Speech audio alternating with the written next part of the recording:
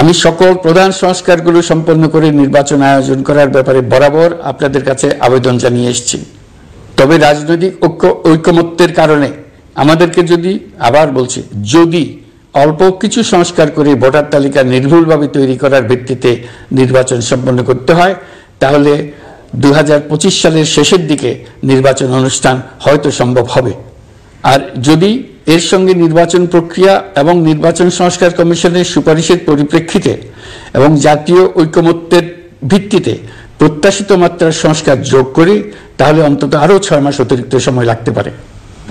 মোটা দাগে বলা যায় 2025 সালের শেষ দিক থেকে 2026 সালের প্রথমার্ধের মধ্যে নির্বাচনের সময় নির্ধারণ করা যায়।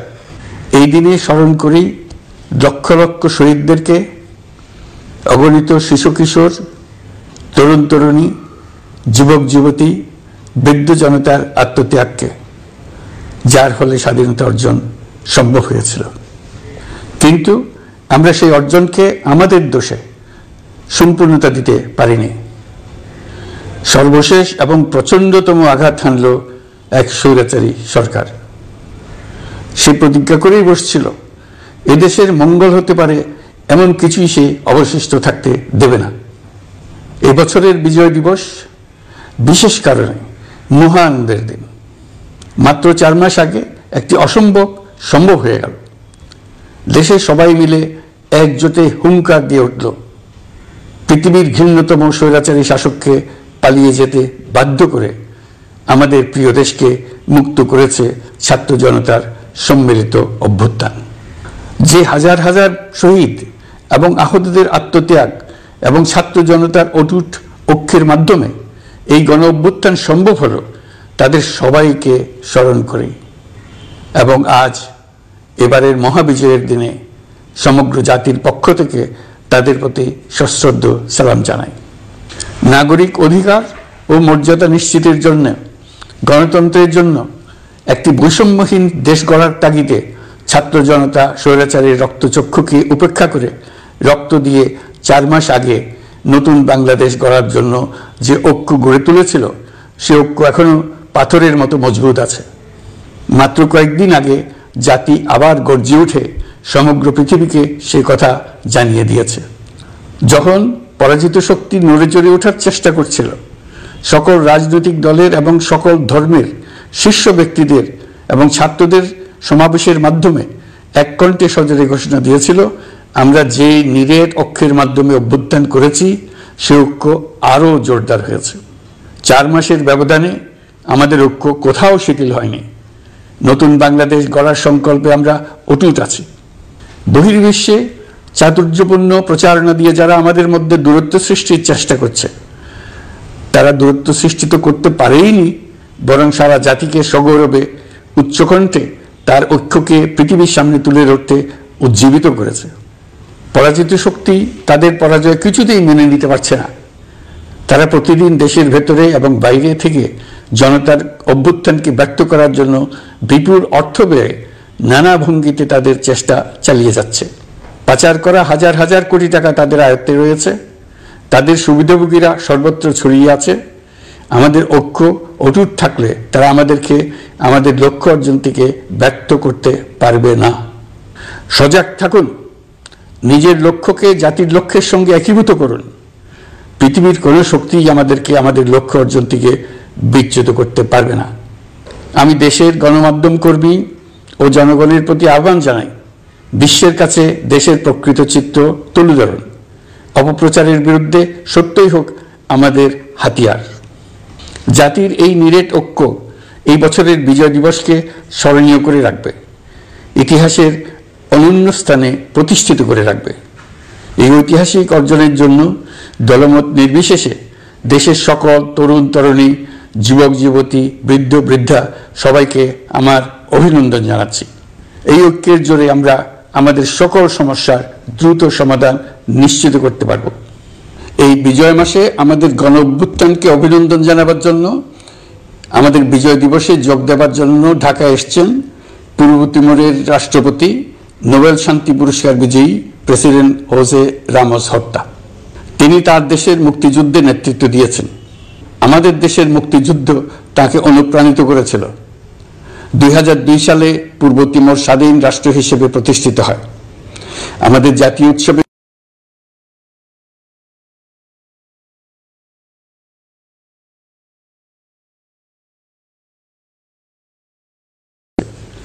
এই প্রথমবারের মতো ইউরোপিয়ান ইউনিয়নের প্রায় সকল দেশের রাষ্ট্রদূতগণ একসঙ্গে ঢাকায় এসে সরকারের সঙ্গে বৈঠক করলেন।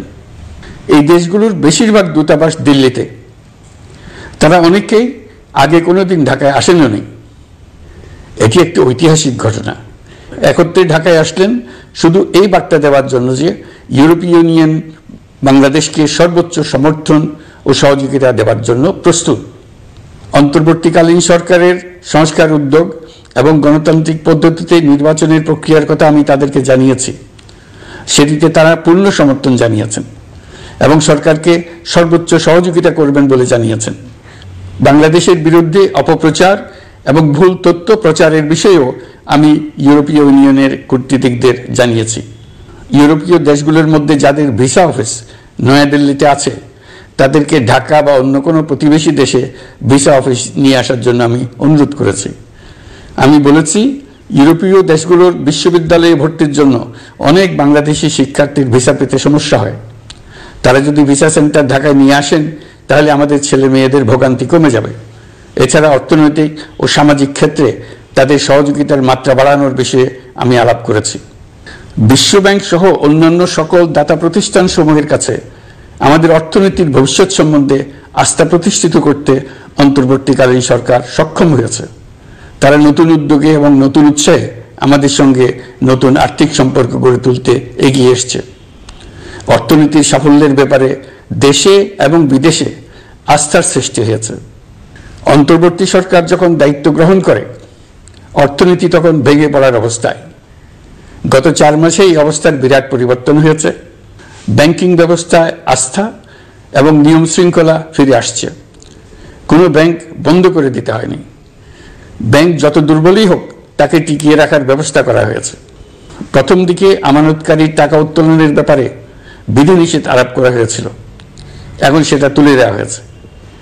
বাংলাদেশ ব্যাংক সকল ব্যাংককে আমানতকারীর আমানত ফেরত দেওয়ার জন্য নতুন টাকার সরবরাহ দিতে প্রস্তুত হয়েছে। আশা করি এতে ব্যাংকিং ব্যবস্থায় সকলের আস্থা ফিরে আসবে। প্রিয় দেশবাসী, আমাদের সরকারের শুরুতেই একটি কমিটি নিয়োগ করেছিলাম, শ্বেতপত্র প্রণয়ন কমিটি। এই কমিটির কাজ ছিল অভ্যুত্থানের পর অর্থনীতি কোন পরিস্থিতিতে যাত্রা শুরু করলো তার একটা দলিল রচনা করা। এতে কি পেলাম কি পেলাম না তার একটা চিত্র তুলে ধরার দায়িত্ব দেওয়া হয়েছিল এই কমিটিকে। ডক্টর দেবপ্রিয়ের সভাপতিত্বে গঠিত 12 সদস্যের শ্বেতপত্র প্রণয়ন কমিটি নির্ধারিত সময়ে এই কঠিন কাজ সম্পন্ন করে আমাদের কাছে 400 পৃষ্ঠার একটা বিস্তারিত রিপোর্ট পেশ করেছে। রিপোর্ট পড়ে দেশের মানুষ হতভম্ব হয়ে গেছে।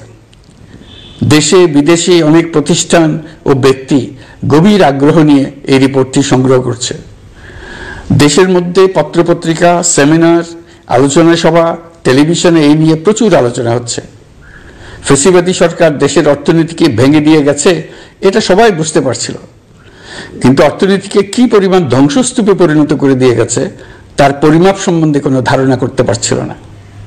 শ্বেতপত্র প্রণয়ন কমিটি হিসেব নিকেশ করে এর পরিমাণ বের করে দিয়েছে। এই রিপোর্ট পড়ে সকলে অবিশ্বাস্য চোখে একে অপরের দিকে তাকাচ্ছে। কারো মুখে কথা বেরোচ্ছে না। দিন দুপুরে সকলের সামনে থেকে হাজার হাজার কোটি টাকা ব্যাংক থেকে পাচার করে নিয়ে গেছে। কেউ বলার ছিল না, কেউ দেখার ছিল না। যারা নিয়ে গেছে তাদেরকে কেউ বাধা দেয়নি, বরং সর্বস্তরে সবাই আগ্রহ সহকারে তাদের সঙ্গে সহযোগিতা করেছে। কারণ তারা সব আপন লোক। বিশাল বিশাল প্রকল্প নেওয়া হয়েছে ঋণের টাকায়। এসব প্রকল্পের মোড়কে বিশাল বিশাল অর্থ লুটপাট করেছে। প্রকৃত ব্যয়ের চাইতে কত বেশি ব্যয় ধরে কাদের হাতে টাকাটা পাচার করে দেওয়া হয়েছে তাও এই প্রতিবেদনে তুলে ধরা হয়েছে। শ্বেতপত্র প্রণয়ন কমিটি তাদের প্রতিবেদনে তুলে ধরেছে যে বার্ষিক উন্নয়ন ব্যয়ের প্রায় অর্ধেক টাকায় লুটপাট হয়েছে। দেশে এমন ধরনের পোষ্যতোষী পুঁজিবাদ তৈরি করা হয়েছিল যার সুবিধাভোগী ছিল স্বৈরাচার ও তার সহযোগীরা। প্রতিবেদনে উল্লেখ করা হয়েছে যে নির্দিষ্ট কিছু গোষ্ঠীকে সুবিধা দিতে যে পরিমাণ কর ছাড় দেওয়া হয়েছে সেটা অর্ধেকে নামিয়ে আনা গেলে দেশের শিক্ষা বাজেট দ্বিগুণ, স্বাস্থ্য বাজেট 3 গুণ করা সম্ভব ছিল। পাচার করা এই টাকা আপনাদেরই টাকা। তারা প্রকাশ্যে আপনাদের কষ্টার্জিত টাকা লুট করে বিদেশে ভোগবিলাসে ব্যয় করছে। সম্প্রতি গার্ডিয়ান পত্রিকাতেও পাচার করা টাকায় গড়ে তোলা সম্পদের পাহাড় নিয়ে একটা সচিত্র প্রতিবেদন প্রকাশিত হয়েছে। পাচার করা এই সীমাহীন অর্থ এখন আবার দেশে গোলযোগ সৃষ্টি করে তারা এদেশে ফিরে আসার সুযোগ সৃষ্টির কাজে ব্যয় করছে। আপনারা দেখতেই পাচ্ছেন এই টাকা কিভাবে দেশের সংহতির বিরুদ্ধে সকল প্রকার অপপ্রচারের কাজে লাগানো হচ্ছে। প্রতি বছর অর্থনৈতিক প্রবৃদ্ধির যে হার দেখানো হয়েছে সেটাও মন গড়া। দেশকে এবং পৃথিবীকে বলা হচ্ছিল কি সুন্দর দেশ বাংলাদেশ, লাফিয়ে লাফিয়ে তার উন্নয়নে গিয়ে চলছে। এখন বাংলাদেশ ব্যাংকের বড় কাজ হলো পাচার করা টাকা দেশে ফিরিয়ে আনা। তারা তাদের সর্বোচ্চ ক্ষমতা দিয়ে সেটা চেষ্টা করছে। কাজটা কঠিন, কারণ এই বিষয়ক আইন কঠিন। আমরা বাংলাদেশ ব্যাংককে সাহস ও সমর্থন দিয়ে যাচ্ছি। বারবার বলছি, অন্তর্বর্তী সরকারের আমলে আংশিক টাকা হলেও যেন ফেরত আনা যায়। প্রিয় দেশবাসী, অন্তর্বর্তীকালীন সরকার দায়িত্ব নেওয়ার পর বিভিন্ন খাতে সংস্কারের লক্ষ্যে গুম কমিশন সহ 15টি কমিশন গঠন করেছে। এইসব কমিশন পূর্ণ উদ্যমে তাদের কাজ করে যাচ্ছে। গুম কমিশন গত পরশু তাদের প্রতিবেদনের প্রথম খণ্ড আনুষ্ঠানিকভাবে পেশ করে গেছেন। গুমের শিকার বহু পরিবারের নিরাপত্তার স্বার্থে এটা এখন প্রকাশ করা যাচ্ছে না। এই প্রতিবেদন পড়ার আগেই আপনাদেরকে সাবধান করে রাখি, এটা একটা লোমহর্ষক প্রতিবেদন। মানুষ মানুষের প্রতি কি পরিমাণ নৃশংস হতে পারে এতে আছে তার বিবরণ। অবিশ্বাস্য বর্ণনা। সরকারের আক্রোশের শিকার হয়ে ঘটনাচক্রে যারা এখনো বেঁচে আছেন তারা আজ পর্যন্ত মুখ খুলতে সাহস করছেন না। তাদের ভয় কিছুতেই কাটছে না। তাদের ভয় হঠাৎ যদি ওই জালেমরা আবার ক্ষমতায় আসে তাহলে তাদের প্রতি এরা নৃশংসতম হবে। গত সরকারের ঘৃণ্যতম অধ্যায়ের ঐতিহাসিক দলিল হিসেবে এই প্রতিবেদন অমর হয়ে থাকবে। আমি আশা করছি কমিশনগুলো এখন থেকে নিয়মিতভাবে তাদের নির্ধারিত সময়ের মধ্যে তাদের প্রতিবেদন ও সুপারিশমালা পেশ করতে থাকবে। প্রিয় দেশবাসী, আমাদের সংস্কারের যে আকাঙ্ক্ষা সেটি বাস্তবায়নে প্রতিটি কমিশনই আমাদের জন্য গুরুত্বপূর্ণ। তবে নির্বাচন ব্যবস্থা সংস্কার ও সংবিধান সংস্কার কমিশনের কথা আমি একটু আলাদাভাবে বলতে চাই। কেননা এই দুটি কমিশনের সুপারিশের উপর প্রধানত নির্ভর করছে আমাদের আগামী নির্বাচন প্রস্তুতি ও তারিখ। এই প্রসঙ্গে বড় খবর হলো প্রধান নির্বাচন কমিশনার সহ নির্বাচন কমিশন গঠন করা হয়ে গেছে। কমিশন দায়িত্ব গ্রহণ করেছে। এখন থেকে তাদের হাতে দায়িত্ব ন্যস্ত হলো ভবিষ্যৎ সরকার গঠন করার প্রক্রিয়া শুরু করার। তারা তাদের প্রস্তুতির কাজ শুরু করেছেন। তাদের হাতে অনেক কাজ। প্রথমে সবচেয়ে বড় কাজ ভোটার তালিকা হালনাগাদ করা। এটা এমনিতেই কঠিন কাজ। এখন কাজটা আরো কঠিন হলো এই জন্য যে গত 3টা নির্বাচনে ভোটারদের অংশগ্রহণ করার সুযোগ ছিল না। ভোটার তালিকা যাচাই করার সুযোগ হয়নি কারণ। গত 15 বছরে যারা ভোটার হওয়ার যোগ্য হয়েছে তাদের সবার নাম ভোটার তালিকায় তোলা নিশ্চিত করতে হবে। এটা একটা বড় কাজ। ছাত্র জনতার অভ্যুত্থানের পর এখানে গলদ রাখার কোনো সুযোগ নেই।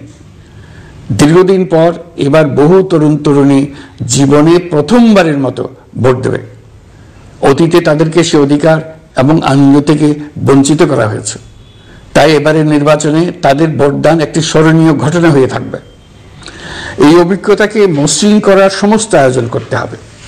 আমার একান্ত ইচ্ছা এবারের নির্বাচনে প্রথমবারের তরুণ তরুণী ভোটাররা শতকরা 100% কাছাকাছি সংখ্যায় ভোট দিয়ে একটি ঐতিহ্য সৃষ্টি করুক।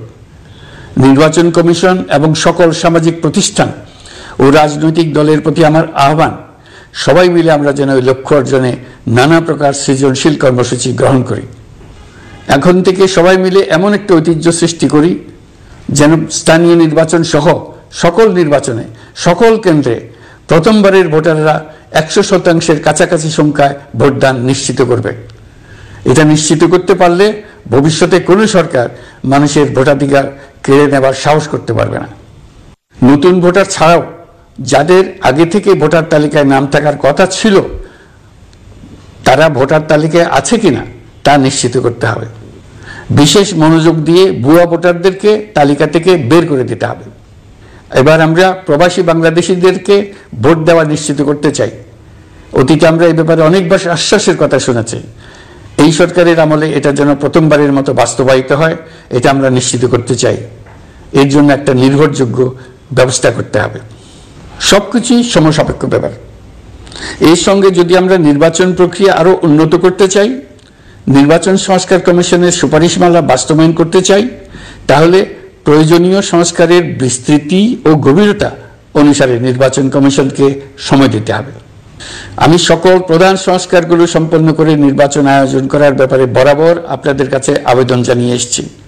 তবে রাজনৈতিক ঐকমত্যের কারণে আমাদেরকে যদি, আবার বলছি, যদি অল্প কিছু সংস্কার করে ভোটার তালিকা নির্ভুলভাবে তৈরি করার ভিত্তিতে নির্বাচন সম্পন্ন করতে হয়, তাহলে 2025 সালের শেষের দিকে নির্বাচন অনুষ্ঠান হয়তো সম্ভব হবে।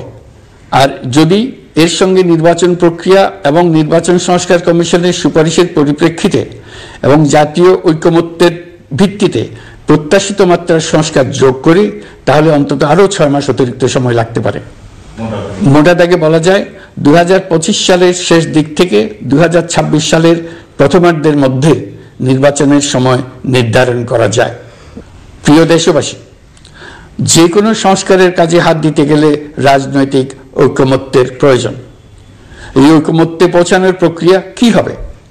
অন্তর্বর্তীকালীন সরকার এভাবে অগ্রসর হবার প্রস্তুতি নিচ্ছে। অন্তর্বর্তীকালীন সরকার প্রথম পর্যায়ে 6টি সংস্কার কমিশন গঠন করেছে। এই 6 কমিশনের চেয়ারম্যানদের নিয়ে একটি জাতীয় ঐকমত্য গঠন কমিশন প্রতিষ্ঠা করার দিকে অগ্রসর হচ্ছে। এর কাজ হবে রাজনৈতিক দল সহ সকল পক্ষের সঙ্গে মতামত বিনিময় করে যে সমস্ত বিষয়ে ঐকমত্য স্থাপন হবে সেগুলো চিহ্নিত করা এবং বাস্তবায়নের জন্য সুপারিশ করা। যেহেতু জাতীয় ঐকমত্য প্রতিষ্ঠা করা অন্তর্বর্তীকালীন সরকারের অতি গুরুত্বপূর্ণ দায়িত্ব, তা বিবেচনা করে আমি এই কমিশনের চেয়ারম্যানের দায়িত্ব পালন করব। আমার সাথে এই কমিশনের সহসভাপতির দায়িত্ব পালন করবেন অধ্যাপক আলী রিয়াজ। কমিশন প্রয়োজন মনে করলে নতুন সদস্য কোঅপ্ট করতে পারবে। প্রথম 6টি কমিশনের চূড়ান্ত প্রতিবেদন পাওয়ার পর আগামী মাসেই জাতীয় ঐকমত্য গঠন কমিশন তার কাজ শুরু করতে পারবে বলে আমি আশা করছি। এই নতুন কমিশনের প্রথম কাজ হবে নির্বাচন অনুষ্ঠানের জন্য যে সমস্ত সিদ্ধান্ত জরুরি সেই সমস্ত বিষয়ে তাড়াতাড়ি ঐকমত্য সৃষ্টি করা এবং সকলের সঙ্গে আলোচনা করে কোন সময় নির্বাচন অনুষ্ঠান করা যায় সেই ব্যাপারে পরামর্শ চূড়ান্ত করা। প্রিয় দেশবাসী, নির্বাচন আয়োজন ও সংস্কার ছাড়াও আপনারা আমাদের উপর অনেকগুলো দায়িত্ব দিয়েছেন। এর মধ্যে রয়েছে অর্থনীতি পুনরুদ্ধার ও মানুষের জীবনমান উন্নয়ন। ফ্যাসিবাদী সরকারের কাছ থেকে আমরা বিপর্যস্ত এক অর্থনীতি পেয়েছি। আমাদের বৈদেশিক রিজার্ভ তলানিতে গিয়ে থেকেছিল। 2024 সালের নভেম্বরে রপ্তানি আয়ের পরিমাণ ছিল $4.12 বিলিয়ন, যা আগের মাসের তুলনায় 15.63% বেশি। সামগ্রিকভাবে 2024 সালের জুলাই নভেম্বর সময়কালে রপ্তানি $16.11 বিলিয়ন পৌঁছেছে। গত বছর একই সময়ে রপ্তানি আয় ছিল $14.34 বিলিয়ন। বছরের হিসাবে এই প্রান্তিকে রপ্তানি আয়ের প্রবৃদ্ধি 12.34%। বৈদেশিক মুদ্রার রিজার্ভ $19 বিলিয়ন পৌঁছেছে। এসবের মাধ্যমে আমাদের অর্থনীতি ঘুরে দাঁড়াতে শুরু করেছে। পরিস্থিতির উন্নতি হচ্ছে। গার্মেন্টস শ্রমিক ভাই বোনেরা বাংলাদেশের অর্থনীতির অন্যতম চালিকা শক্তি। তাদের বার্ষিক মজুরি 9% বাড়ানোর সিদ্ধান্ত হয়েছে। মূল্যস্ফীতির বিষয়টি বিবেচনা করে শ্রমিক ইউনিয়ন মালিক পক্ষের সঙ্গে আলোচনার ভিত্তিতে এটি নির্ধারণ করা হয়েছে। মূল্যস্ফীতি নিয়ন্ত্রণে সরকার আন্তরিকভাবে কাজ করছে। স্বীকার করতে দ্বিধা নেই, এক্ষেত্রে কাঙ্ক্ষিত সাফল্য আমরা এখনো পাইনি। তবে আমার বিশ্বাস মূল্যস্ফীতি শিগগিরই কমে আসবে। গত কয়েক মাসে বাজারে কিছু পণ্যের দাম বেড়েছে। আমরা সরবরাহ বাড়িয়ে, আমদানিতে শুল্ক ছাড় দিয়ে, মধ্যস্বত্বভোগীদের দৌরাত্ম্য কমিয়ে এবং বাজার তদারকির মধ্য দিয়ে জিনিসপত্রের দাম কমিয়ে আনার চেষ্টা করছি। পরিবহন খাতে চাঁদাবাজি এখনো পুরোপুরি বন্ধ করা যায়নি। এটা সম্ভব হলে আমরা আশা করি জিনিসপত্রের দাম আরো কমে আসবে। আমরা আপনাদের কষ্টে সমব্যথী।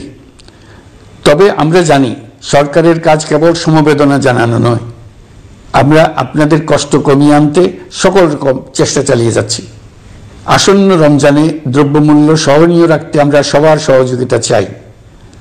আমরা ইতিমধ্যে ব্যবসায়ীদের সঙ্গে কথা বলেছি। তারা আমাদের কাছে ওয়াদা করেছে বাজারে পণ্য সরবরাহে কোনো সংকট হবে না। অতিরিক্ত মুনাফার লোভে যদি কেউ কৃত্রিম কোনো সংকট সৃষ্টির চেষ্টা করে আমরা তাকে কঠোর হাতে দমন করব।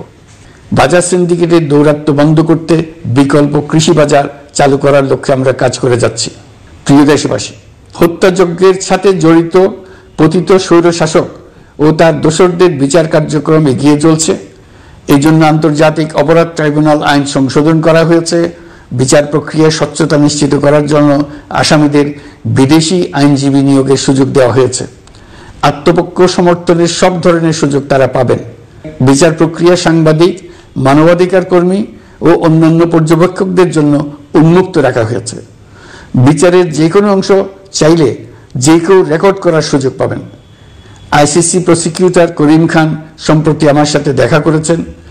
তিনি আইসিটি প্রসিকিউটর এবং অন্যান্য কর্মীদের প্রশিক্ষণ দিতে সম্মত হয়েছেন এবং আইসিটিকে আন্তর্জাতিক মানে উন্নীত করার সহায়তা দিতে প্রতিশ্রুতি দিয়েছেন। আলাদাভাবে আমরা গণহত্যাকারীদের বিরুদ্ধে আন্তর্জাতিক অপরাধ আদালতে মানবতা বিরোধী অপরাধের মামলা করব বলে তাকে জানিয়েছি। প্রিয় দেশবাসী, জুলাই বিপ্লবে বাংলাদেশের ছাত্র, শ্রমিক, জনতা মিলে যে অসাধ্য সাধন করেছে তার অন্যতম শক্তিশালী ভূমিকায় ছিল এদেশের নারীরা। ফেসিবাদী শক্তির প্রাণঘাতী অস্ত্রের সামনে হিমালয়ের মতো দাঁড়িয়েছিল আমাদের মেয়েরা। স্কুল, কলেজ, বিশ্ববিদ্যালয়ের ছাত্রী, শিক্ষক, অভিভাবক, চাকরিজীবী, শ্রমজীবী, সকল পেশার, সকল বয়সের নারীরা এই আন্দোলনে বিরাট ভূমিকা রেখেছে। এই বছর বেগম রোকেয়া দিবসে দেশ জুড়ে আন্দোলনে নারীদের আত্মত্যাগ ও ভূমিকার বিষয়ে বড় আকারে আলোচনা হয়েছে। ওই দিন জুলাই কন্যারাও ঘোষণা দিয়েছে তারা তাদের কথা কাউকে ভুলে যেতে দেবে না। অন্তর্বর্তীকালীন সরকার নারী অধিকার রক্ষায় নারী বিষয়ক সংস্কার কমিশন করেছে। শিগগিরই তারা তাদের রিপোর্ট দেবে। জুলাই কন্যারা ঘোষণা দিয়েছে প্রতি বছর 10 ডিসেম্বর তারিখে নির্ধারিত সময়ে সারা দেশে সকল পরিবারের নারী, শিশু, কিশোরী, তরুণী, মহিলা, বৃদ্ধা একসঙ্গে নিজ নিজ নির্ধারিত স্থানে, সেটা উঠান হোক, বাড়ির সামনে রাস্তায় হোক, সমাবেশ করে দেশের অর্ধেকাংশ মানুষের অস্তিত্বের কথা সারা জাতিকে স্মরণ করিয়ে দেবে, তাদের আশা আকাঙ্ক্ষার কথা জানিয়ে দেবে। যেই তরুণীরা জুলাই আন্দোলনে সামনের সারিতে থাকলো তারা নতুন বাংলাদেশ গড়ার প্রত্যয় থেকে আর কোনোদিন সরে যাবে না। তারা শুধু নতুন বাংলাদেশ নয়, নতুন এক পৃথিবী গড়ে তোলার মহাকর্মযজ্ঞে বাংলাদেশের সকল বয়সের নারীদের সঙ্গে নিয়ে নেতৃত্ব দেবে। সবশেষে এই বিজয়ের মাসে আমি বাংলাদেশের দল, মত, জাতি, ধর্ম, বর্ণ, বয়স নির্বিশেষে সবাইকে ঐক্যবদ্ধ থাকার আহ্বান জানাচ্ছি। শক্তিশালী স্বৈরাচারী সরকারকে জাতীয় ঐক্যের মাধ্যমেই আমরা হটাতে পেরেছি। তারা এখনো সর্বশক্তি দিয়ে জাতিকে বিভক্ত করার চেষ্টা চালিয়ে যাচ্ছে। সাম্প্রদায়িক রাজনীতির মাধ্যমে জাতীয় ঐক্যকে নস্যাৎ করতে চাচ্ছে, একের প্রতি অন্যের বিষ উগরে দিতে চাচ্ছে। তাদের এই হীন প্রচেষ্টাকে কোনোভাবেই সফল হতে দেবেন না। প্রিয় দেশবাসী, এটা আমাদের বিজয়ের মাস। 16 ডিসেম্বরে যুদ্ধ জয় করে পৃথিবীর বুকে বাঙালি জাতির একটা স্বাধীন রাষ্ট্র প্রতিষ্ঠার মাস, শত্রুকে চূড়ান্তভাবে পরাজিত করার মাস, নিজের শক্তিকে আবিষ্কার করার মাস। এই বিজয়ের মাসে আমরা সকল প্রস্তুতি নিয়ে দৃঢ় পদক্ষেপে নতুন বাংলাদেশ গড়ার যাত্রা শুরু করলাম। এই যাত্রা শুভ হোক, গন্তব্যে পৌঁছানো নিশ্চিত ও আনন্দদায়ক হোক। বিজয়ের মাস হোক নারী, পুরুষ, ধর্ম, বর্ণ, রাজনৈতিক পরিচয় নির্বিশেষে জাতির মহা ঐক্যের মাস। বিজয়ের মাস হোক ছাত্র জনতার অভ্যুত্থানকে স্মরণ করে নতুন বাংলাদেশ গড়ার শপথ দৃঢ়তার সঙ্গে পুনর্ব্যক্ত করার মাস। বিজয়ের মাস হোক নতুন বাংলাদেশ গড়ার লক্ষ্যে তরুণদের প্রচণ্ড দুঃসাহস প্রকাশের মাস। বিজয়ের মাস হোক নাগরিকদের পরস্পরের মধ্যকার সম্পর্ক স্থায়ীভাবে ভয়বিহীন থাকবে এমন এক সমাজ গড়ার মাস। সংখ্যালঘুদেরকে সংখ্যাগরিষ্ঠদের ভয়ে ভীত হতে হবে না, নারীকে পুরুষের ভয়ে ভীত হতে হবে না, বিত্তহীনকে বিত্তবানদের ভয়ে ভীত হতে হবে না, নিজের মত প্রকাশে কারো ভয়ে ভীত হতে হবে না। বিজয়ের মাস হোক অসম্ভবকে সম্ভব করার প্রতিজ্ঞা নেবার মাস।